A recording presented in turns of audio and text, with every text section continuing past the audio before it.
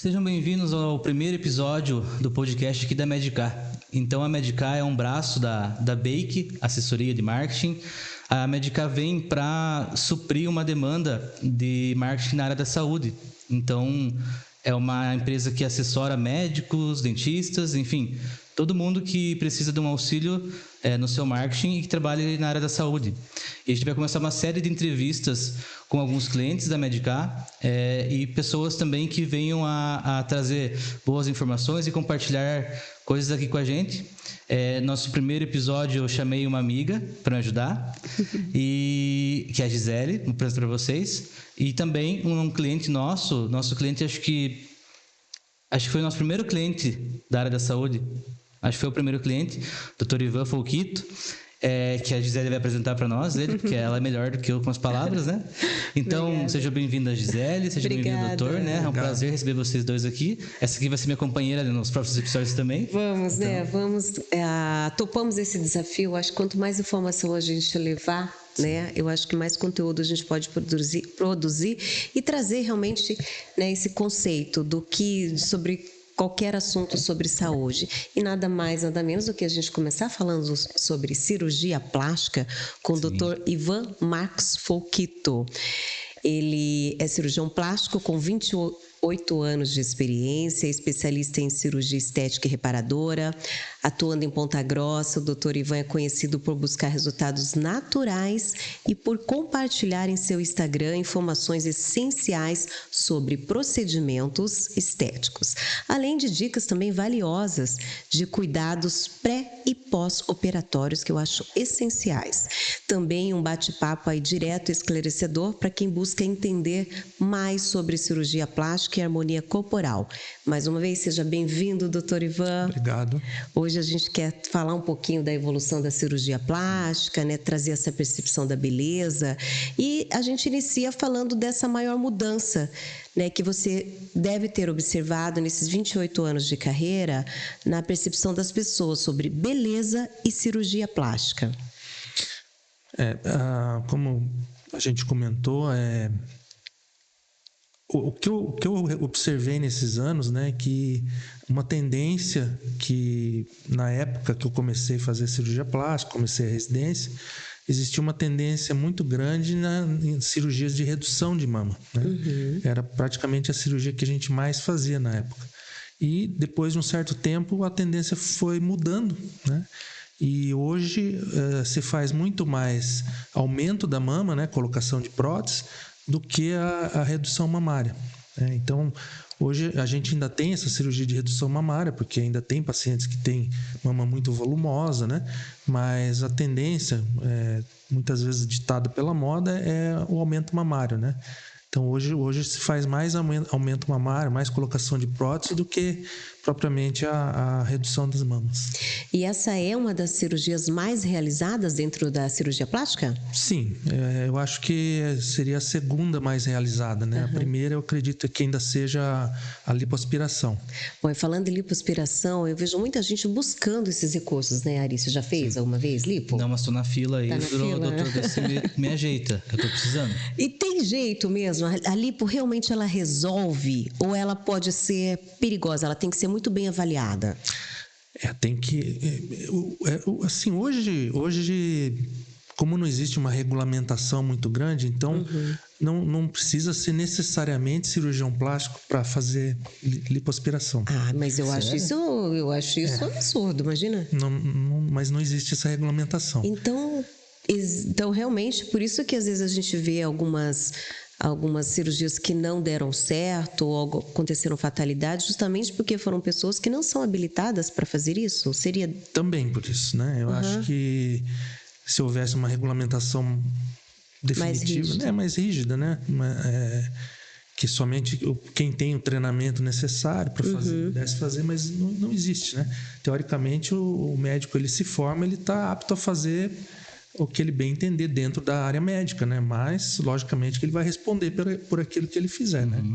Mas eu acho que falta muito essa parte de fiscalização, de regulamentação, né? A lipoaspiração, praticamente qualquer paciente pode ser submetido, né? Contanto que ele tenha a saúde em dia, né? Esteja com os exames em ordem, alguma doença de base controlada, mas teoricamente todo mundo está apto, né? É lógico que a gente respeita alguns limites de idade e tal, mas o paciente estando com a saúde em dia, ele pode ser submetido à lipoaspiração.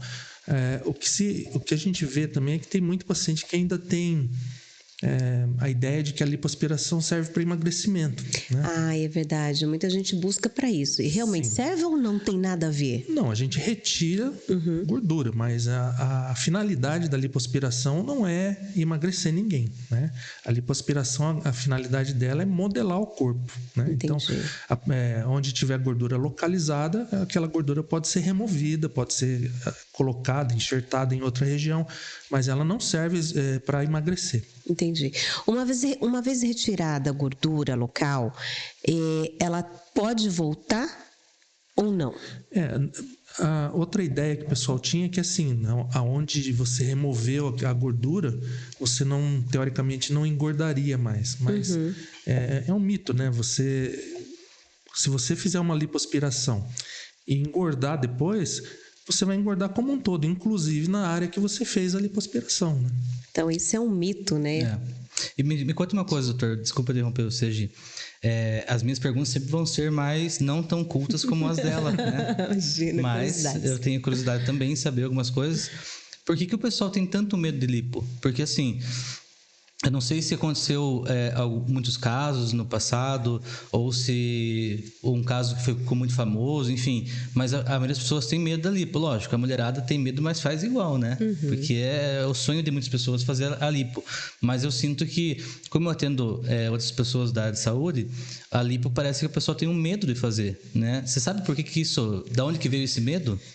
Olha, a lipo, eu acredito assim, ela foi uma das últimas cirurgias que foram colocadas no arsenal das cirurgias plásticas, né? Então, ela é uma cirurgia relativamente recente. Tanto é que os médicos um pouco mais antigos do que eu, eles nem aprendiam na residência a fazer lipoaspiração, porque foi uma coisa que surgiu nos anos 70, né? Inclusive, eu conheci o francês, né? O Dr. Ilou, eu conheci ele num congresso. Ele que foi a pessoa que idealizou a lipoaspiração. Olha, que legal. Já faleceu.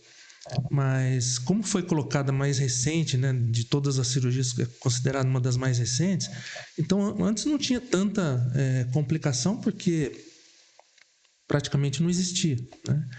Aí quando começaram a fazer a lipoaspiração, o número veio aumentando. Então hoje é a cirurgia talvez mais realizada no mundo, né? Então por isso que também...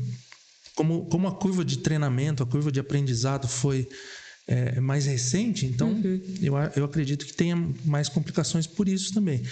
E também porque, como eu tinha dito, né, não tem a regulamentação de que somente cirurgião plástico pode fazer. Então tem outros médicos e outros não médicos que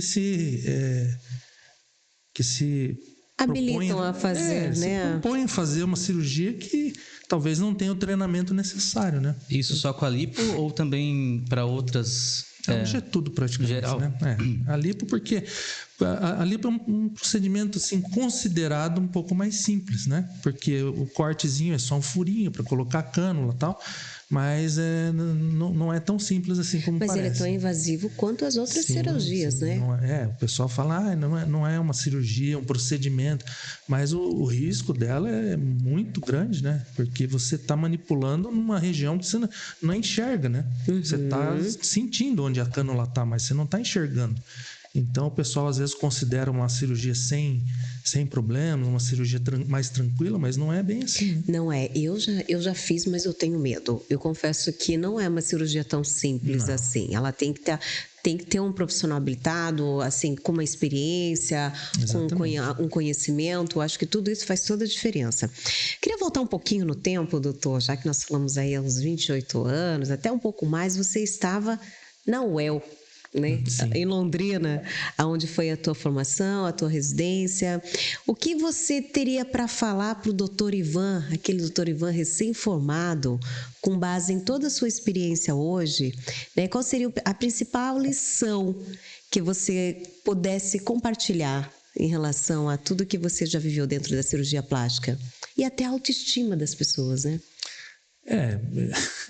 É uma pergunta difícil de responder, porque assim, quando me propus a fazer residência de cirurgia plástica, eu já estava assim, decidido, né? Que é uma coisa que eu gostava, que eu queria. Então, praticamente eu fiz aquilo que eu queria fazer na época, né? Hoje eu não me vejo fazendo outra coisa, né? Eu não consigo me ver não médico e mesmo sendo médico atuando em outra área.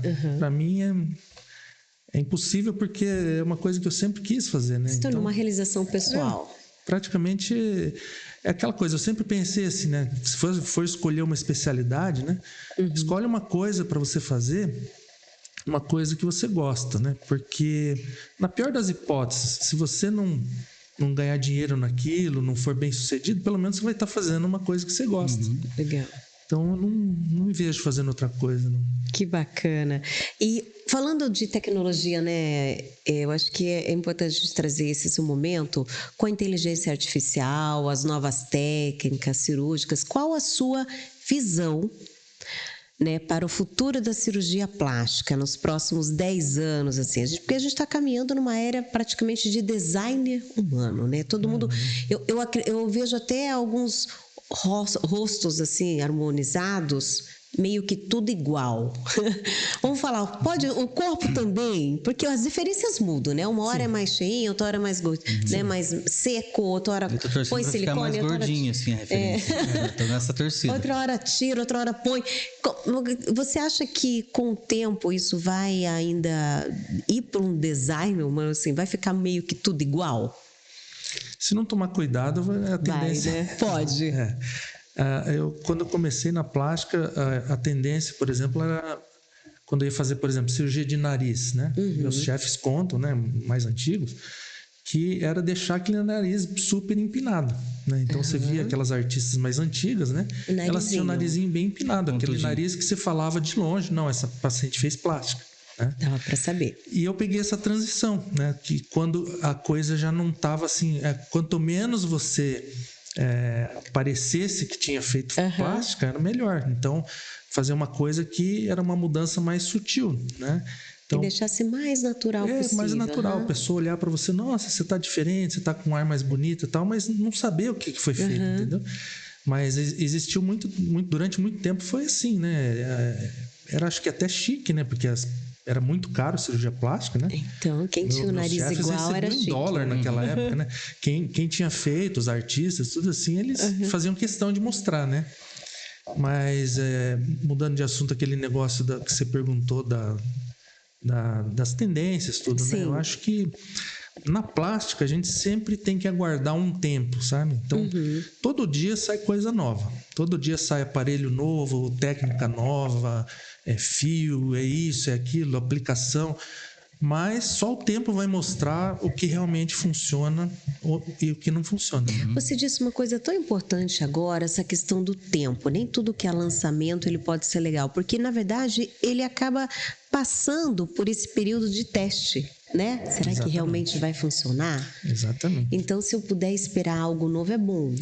O exemplo mais recente que a gente tem é a tal da bichectomia, né? Sim. Que foi uma tendência aí durante um tempo. E que monte de gente fez. Hoje, praticamente, você já nem ouve falar mais, né, de bichectomia. Pouca gente faz. Por quê? Porque o tempo vai mostrando que, às vezes, o resultado, a longo prazo, né? O resultado não é tudo aquilo que a gente esperava, né? Então, você pode fazer uma bichectomia hoje e ficar um resultado legal, um resultado harmonioso, mas a gente sabe que com o envelhecimento da face, a tendência é que fique muito encovado o lugar que você fez a bichectomia. Então, você fica com um aspecto assim... marcado, que você fez, né? Exatamente. Fica porque marca bem. Eu já vi pessoas que já viu. Pessoas que o doutor parece mais conservador, né? Na prática. Eu acho que ele traz isso, essa naturalidade, né? De deixar a cirurgia, o paciente mais natural. É que, assim, como a A gente tá puxando sardinha pro Dr. Ivan. Eu tô mesmo porque ele é meu cliente, né? Não, mas é assim, verdade, eu acho eu importante falando, isso. como eu tô em alguns casos junto dentro do centro cirúrgico do doutor, ou alguma consulta que a gente vai gravar e tal, eu vejo que o doutor, ele é uma pessoa que ele não faz a cirurgia só por fazer ou só porque o paciente quer fazer aquilo sem pensar no resto, né? Eu tenho um caso bem claro na minha cabeça, que eu fui junto com a paciente lá e ela queria tirar um pouco mais e colocar um pouco mais, o doutor segurou ela. Eu achei interessante, né? Porque é difícil você falar não para um cliente que está pagando, né? Eu quero fazer isso. Mas não é para você fazer isso, porque vai ficar bom isso, né? Então, é difícil falar isso para um paciente e ela entender. Mas eu achei muito legal, porque, lógico, o especialista é o doutor, mas a paciente queria tirar mais, eu queria tirar de um lado e colocar do outro, né? Mas eu achei legal porque o doutor falou, olha, não vai ficar bom assim, ou o doutor falou, eu lembro, daqui a uns anos você se arrepender disso. Né? Então, Isso é importantíssimo. Por quê? Justamente por conta dessa experiência, conhecimento de saber que aquela técnica não vai ficar bom ou aquela pessoa não precisa disso, eu acho que é a melhor orientação, né? De cuidado, porque lá na frente eu falo, poxa, por que o doutor não me falou que, com toda certeza, ia mudar? Então, isso é muito legal. Tem pacientes assim que, a maioria às vezes, né? Eles estão num extremo e querem ir para outro extremo. Então, quem tem a mama muito pequena quer ter uma mama muito grande. Quem tem a mama muito grande quer diminuir bastante, ficar com uma mama muito, muito pequena. E essa oscilação de extremos não é nunca muito boa, sabe? Então, eu acho que um meio termo, né? Tem que ter um bom senso, né? Um meio termo eu acho que é o fundamental, porque a chance da pessoa se decepcionar com o resultado ou se arrepender do resultado quando ela sai de um extremo e vai para outro é muito grande. Agora, se ela ficar num meio termo, uma coisa moderada, uma coisa proporcional, né? Então a chance de arrependimento é menor. Eu acho que ele falou, a gente entrou nesse assunto, né? É até importante perguntar, que eu quero fazer essa pergunta para o doutor, qual que é a diferença, né, entre futilidade e bem-estar? Quando nós falamos de cirurgia plástica, quando a gente fala de cirurgia plástica, né, como você ajuda os seus pacientes a entenderem essa distinção? Olha, eu sempre falo para o paciente que a cirurgia plástica você faz para você, né? Então, não é... Ele falou uma coisa muito legal. Não é uma outra pessoa que vai falar, tá assim, tá errado, tá feio, você tem que mexer nisso, mexer naquilo. Eu acho que cirurgia plástica é uma relação de você com o seu espelho, né? Se você olhar no espelho e ver que tá tudo em ordem, no teu corpo, na tua aparência, você não tem que fazer nada. Exatamente. Teve gente que depois defeito em mim, eu falei, viu, mas isso para mim não é um defeito. Tanto é que o paciente entra no consultório, a gente nunca se arrisca a falar que tá fora do lugar, né? E pode o que ela vai fazer, né? Porque muitas vezes você fala, você veio aqui por causa do nariz. Não. E não é o nariz. Não, nada a ver, né? Então a gente não... Mas deveria. Não, brincadeira. Nem mexa em nada aqui, é só o nariz seguro. A gente não arrisca palpite, porque deixa o paciente falar, porque às vezes uma coisa que para mim pode estar certa, pode estar errada, para o paciente não tem nada a ver. Ok. Né? Tá ok. Então é a relação de você com o seu espelho, né? Se você estiver olhando no espelho e estiver satisfeito com o que você está vendo, você não tem que fazer nada, né? Perfeito. Gi, eu vou te perguntar se você tem mais alguma pergunta. A gente precisa encerrar. Não, passou tão rapidinho, né? Então, se tiver mais alguma pergunta pro doutor, senão eu vou agradecer ele, mas fica à vontade. Pode não, só agradecer o doutor Ivan estar aqui com a gente. Foi muito bom recebê-lo. Obrigado, doutor. Eu queria pedir pro doutor deixar as redes sociais. Sabe quais são as redes sociais? Senão eu falo. Pode falar isso aí. As redes sociais do Dr. Ivan é @doutor.ivanfolquito. É isso, Aninha? É isso aí. Então, é doutor.ivanfolquito. E da Gi, da minha parceira aqui, tuas redes sociais? É @Gisele com 2 L's e E, Gisele Alonso Oficial. Show. Então, agradecer vocês dois. Vocês viram que a Gi tá me ajudando a aprender a entrevistar. O doutor foi nosso primeiro, mas eu quero agradecer de coração mesmo. Obrigado. Foi um prazer. Vim passar vergonha comigo aqui. Está com a gente. Tamo junto. Te agradeço. E eu espero que daqui, vamos pensar, daqui uns 2 meses, quando a gente estiver mais estruturado no podcast, o doutor volte para a gente tragar mais um papo, né? Bater mais um papo. Com certeza, porque é um assunto que abrange tanta coisa e tantas dúvidas, né? E acho que agora no decorrer dessa produção a gente vai estar recebendo muitas perguntas que a gente gostaria até de repassá-lo. Então, sim, um prazer. Para que a gente possa... Joia. Obrigado, doutor. Obrigada, doutor. Obrigado a vocês de casa. Tchau, tchau.